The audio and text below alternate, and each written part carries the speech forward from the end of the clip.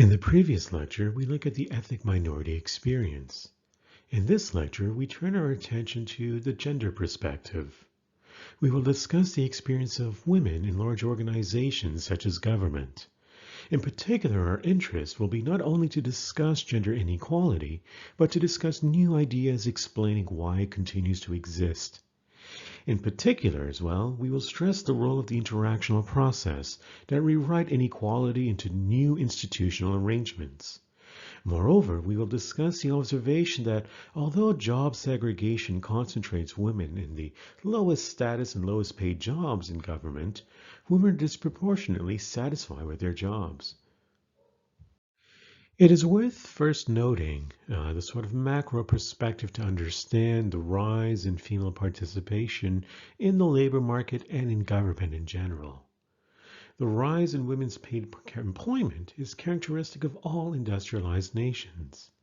In Canada, for example, female labor force participation rose from 24% in 1953 to 76% in 1990 to 81.6% in 2014. When looking at the reasons for increasing female labor force participation, there are a few sorts of salient sort of ideas. The first is a rising education amongst women and the accompanying sort of rise in occupational aspirations.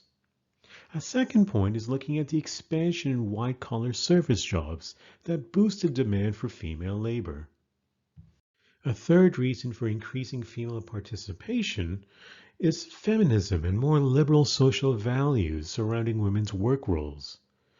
This is also accompanied by increase in family-friendly part-time jobs, shrinking family sizes, rising divorce rates, and a threat or a reality of declining living standards, making a second income essential. When looking at the equitable or inequitable experiences of women in government, there are two particular types of analyses that we can undertake. First is a horizontal gender segregation, and the second is a vertical gender segregation analysis. We'll first start talking about the horizontal gender segregation. When we look at this type of segregation, we're looking at differences in representation between occupations. Whereas vertical gender segregation are differences in representation within the hierarchy of occupations. Occupational gender segregation is decreasing, and women are increasingly moving into traditionally male-dominated occupations. However, men are much less likely to enter female-dominated occupations. Women are still concentrated in occupations such as clerical work, whereas men are concentrated in occupations such as engineering. Why does this matter?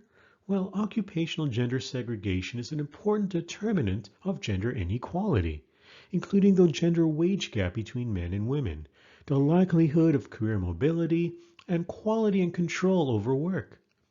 Female-dominated occupations in government, nevertheless, tend to be paid less, have less opportunities for training and upward mobility, and are less prestigious. In fact, traditionally male occupations that have become feminized, that is female-dominated, tend to become less prestigious and well-paying. As a reminder, vertical gender segregation are differences in representation within the hierarchy of occupations. To put it plainly, women also face vertical gender segregation. For example, women can potentially opt for lower paid and lower status specialties. They are particularly ill represented in management and professional class jobs. In short, women are still facing a glass ceiling, barriers to career advancement, which fosters a gender penalty. To wit, women's pay is about 71% of that earned by men with comparable education, similar age, and identical hours worked per week. Women are more likely to work in part-time jobs, smaller and less profitable organizations or departments, labor-intensive jobs, non-union workplaces. Women's jobs often have shorter promotion ladders and fewer supervisory responsibilities. In other words, women continue to face economic disadvantages despite several decades of progress. When we look at women in the public sector, Employers here can play an active role in gender outcomes by favoring men for hiring and promotion because of personal values about gender roles. Perhaps also because of beliefs about gender differences in skills, or the evaluation of the skills involved in other gender type tasks. We can also suggest that organizations within government can foster varying gender outcomes by a desire to create artificial distinctions that inhibit occupational solidarity across gender lines. There's a desire to avoid male-female tensions that might result from workplace gender integration. There are generally four groups within the organization, each having varying gender workplace dynamics. The first type of group we can look at is the uniform group. And here groups have only one kind of individual, one significant social type. This can be along the lines of gender, ethnicity, religion, social status, economic status. The second type of group within the organization is a skewed group. Groups here are in a large predominance of one type over another, up to a ratio of 85 to 15% perhaps. This delineates dominant versus dominant groups. In the case of women as the dominant group, they may get more attention and have higher visibility than dominance. They are ironically both highly visible as people different and yet not permitted the individuality of their unique non-stereotypical characteristics. This tends to create performance pressures. Women have to put in extra work to make their technical skills known in such a group. Moreover, response to performance pressures, they must make a choice. They must take advantage of the publicity and risk being labeled a quote, a troublemaker. Limited visibility, on the other hand, can often be overlooked. It can also lead to fears of retaliation and set up a dynamic that can make women afraid of being too outstanding in performance on group events and tasks. Not surprisingly, in this type of group, the polarization of women and differences that of their particular experiences can be a reality versus men. What it leads to, when we look at the skewed type of group, is a heightened dominant cultural boundaries, including the isolation of women. The third group in our analysis looking at women in the public sector is the tilted group. When groups begin to lean towards less extreme distributions and less exaggerated effects, whereby there's an approximate ratio of dominant to non-dominant of 65 to 35, this is what the tilted group sort of ratio generally is. Dominants here are just a majority, and tokens become a minority. Tokens can form coalitions. This can affect the culture of the group. Finally, we can look at a balanced sort of ratio within the organization where there's an relatively evenly group distribution of 50 to 50. The majority and the minority turn into potential subgroups that may or may not generate actual type-based identifications. Now, when we look at these four types of organizational characteristics, we have to suggest there are different behaviors that each of these four groups undertake when it comes to the ratio between men and women. So while looking at the population of the organization is one way for us to understand variations in experiences between men and women, another sort of characteristics we can look at are symbolic consequences.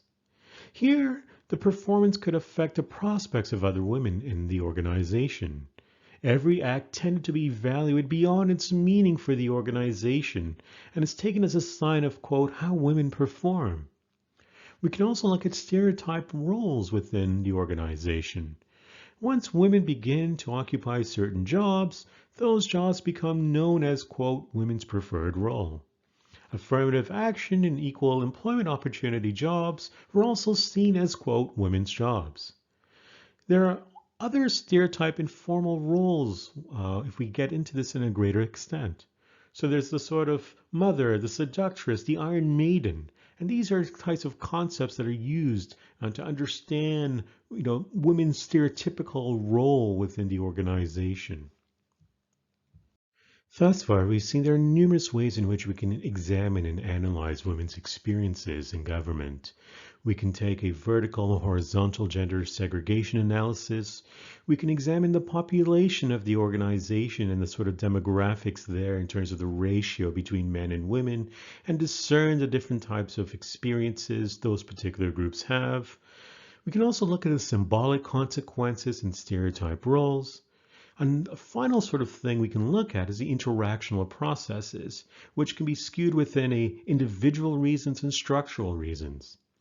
Clearly, there's a system that advantages men over women in material resources, powers, status, and authority, despite profound structural changes in the labor force since the end of World War II. How can we explain the persistence of gender hierarchy within government over major historical transformations in our socioeconomic base? Now, for individual reasons, we can talk about the role of human capital. We can suggest that since women anticipate time away from the paid labor force to raise children, they will choose occupations in which their human capital is less likely to devalue from non-use. Or at least that's a prevailing theory in economic literature. Another individual reason is looking at the gender role socialization perspective, where gender differences in values and occupational aspirations may lead to occupational gender segregation. There are also structural reasons, statistical discrimination, as we discussed when we were looking at the ethnic minority lecture. Here we can suggest that the net contribution of a female worker can potentially be seen as less in terms of a comparable male worker, and it is too costly to differentiate between individual men and women, whereby employers will give jobs with high replacement costs to the group with the highest productivity. Now, of course, we've critiqued this sort of classical economic model about when it comes to employment of men and women, when it comes to employment of minorities, that there's a distortion of market forces and it may not necessarily operationalize itself within this fashion. Nevertheless, it is still used as an example of a structural reason, the statistical discrimination argument. We can also suggest there's an economic and organizational structural sort of response to structural reasons, whereby gender segregation can result because of organizational factors, not necessarily due to explicit gender discriminatory actions by employers. And finally, another reason that is prevalent in the literature that talks about the structural reasons are social closure. Here we can suggest male unionist historical lobbying to exclude women from skilled work has attendant effects in present day. The point of fact here is there's no single answer when it comes to why gender stratification and gender penalties occur. Part of the solution, however, lies in the way it is mediated, the sort of gender penalties mediated by interactional processes that are largely taken for granted. We can argue that the interactional gender mechanisms can operate as an invisible hand that rewrites gender inequality into new socioeconomic arrangements as they replace the prior socioeconomic basis for gender hierarchy. An analysis of mediating interactional mechanisms may improve our answers to several stubborn questions, including the reasons for unrelenting gender labeling of jobs despite occupational changes, how employers' apparent preferences for male workers persist even under competitive market pressures, why women's work is devalued, for example, or whether and how people act in their gendered interests in employment matters, or in fact why women may accept lower wages than the equivalency when it comes to relative to men, that is. Like ethnicity or like class, gender is a multi-level system of differences and disadvantages that include socioeconomic arrangements and widely held cultural beliefs at the macro level, ways of behaving in relation to others at the interactional level, and acquired traits and identities at the individual level. Interactional processes contributes to all forms of inequality, but there are several reasons for suspecting that they are essentially important in gender inequality. First, our system of gender categorization divides the population into two groups of roughly equal size, creating the maximum structural likelihood of a high rate of interaction between men and women. Gender categorization crosscuts across all divisions in the population, including kin and households, including within organizations such as government, and it forces regular cross-gender interaction on virtually everyone. In addition, there's growing evidence that our cultural system of gender difference relies heavily on interaction. Gender thus becomes an important component of interactional processes because the problem of organizing interaction evokes cultural schemas that reinforce continual gender categorization. Gender categorization is the process by which actors classify one another as male or female, supposedly on the basis of physical gender criteria. Gender categorization and interaction, in turn, can activate a number of gender processes that may recreate gender hierarchy in the organization and resource distributing processes that the interaction mediates. It is useful to recognize the extent to which occupational arrangements and wage outcomes are interactionally mediated. Workers gain information about jobs and evaluate them through contact with others. As we saw, this was quite prevalent when we were looking at the ethnic minority lecture as well. Employers hire workers generally through direct interaction, for example, interviews, or indirect interaction, that is, for example, reviewing resumes, records, and references. On the job, performance evaluations, task assignments, and promotions are mediated in complex ways by interaction. All of these mediating interactions are potential sites where interactional mechanisms may help map gender hierarchy into the occupational patterns that result in government. As we have seen earlier in this lecture, for every $1 a male earns, a female will earn 71 cents. Some have articulated that one of the reasons for this reality is that women place less value on money. Whether or not we believe this or not, using empirical evidence, the fact still remains that women step forward when good paying jobs open up for them, even if these have been labeled men's jobs. Interaction plays a role by shaping different sense of entitlement on the part of similarly qualified male and female workers. This is a facet that we cannot discount. Although many women work in gender segregated jobs, their performance is often evaluated through direct or indirect interaction with male supervisors, clients, or customers. Also, their work may be typed as, quote, a woman's job. In any of these situations, interactionally determined gender categorization will activate status beliefs affecting women's works or their own performance and reward expectations, as well as their employers and fellow workers' expectations for them. Evidence do suggest that women underestimate the quality of their performance in comparison to men, and thus are susceptible to arguments that they deserve, quote, less pay. Status beliefs create these expectations for the relative rewards that male and female workers deserve. Referential standards for rewards, established like evaluation through interaction, anchor those relative expectations around a specific reward level. If gender-biased searches of comparison may cause women to estimate the going rate at lower levels than do similar men for giving work by people with given qualifications, this effect is another reason why women may potentially judge the compensation they deserve as less than men do. Gender-biased referential standards reduce women's rewards expectations even in work situations where status beliefs are not effectively salient. They also reduce the estimate of deserved rewards amongst women who try to resist the pressures of status expectations by developing very high skill levels about which they can be confident about.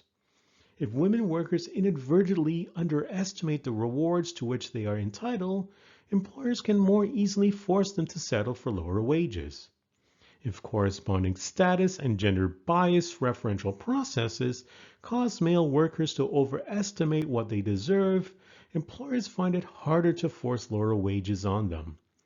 This unequal and self-fulfilling entitlement process, which operates within a government or any types of federally or provincially operated agencies, is bolstered further by workers' comparisons of their rewards with those in other employment settings. Searches among comparison others in different firms and different jobs are also biased by the interactional genders categorization and gender labeling of jobs. Thus, here too, women generally will compare themselves to lower paid others than will men. As a result of these entitlements and comparison processes, which are activated by interactional gender categorization, women settle for lesser rewards than do similar men. There is a paradox in women's labor force participation.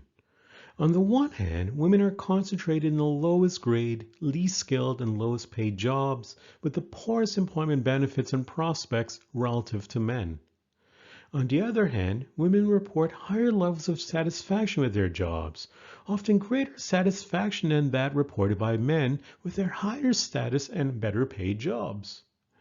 The paradox of women's high satisfaction with comparatively poor jobs can be explained by having different life goals from men. At least this is the conclusion that the sociologist Catherine Hakim has come up with. She suggests women's preferences have been for the homemaker role, with paid employment regarded as a secondary activity to be fitted in as and when homemakers' activities allow for it. Only a one-third of minority of women dispute this explanation for enduring job segregation and continued gender differential in earnings. The evidence that Hakim presents is that less than half of adult women give priority to their work plans, compared with a two-thirds majority of adult men. When women do choose to work as a central life goal with paid employment valued over and beyond the purely financial rewards, they achieve jobs at higher levels of status and earning that are obtained by women for whom paid employment is a secondary or peripheral activity. Thus, according to Hakim, social scientists have been using a value-laden and biased definition of job quality, one that is based on the priorities and preferences of male breadwinners. For Hakim, women who have chosen a homemaker career often have some paid work as well, but their job preferences emphasize convenience factors over the high pay and security of employment conventionally valued by men. This explains women's high satisfaction with the casualized and low-paid jobs of the periphery. More generally, according to Hakim, this explains women's very high satisfaction with part-time jobs in preference to full-time jobs when we look at all types of occupational categories. Research, of course, will need to distinguish more clearly between the job quality criteria of primary and secondary earners, full-time and part-time workers. At the end of the day, when we look at the gender perspective, we must understand there are different tools and modes of analysis. Some may lead to controversial outcomes, such as the one that Hakim presents. The majority, however, lead to this idea that women are penalized when it comes to their labor market experiences, and notably in the context of government, they have disproportional sort of experiences relative to men. This concludes our lecture on the gender perspective. In our next lecture, we will conclude the course by looking at future prospects.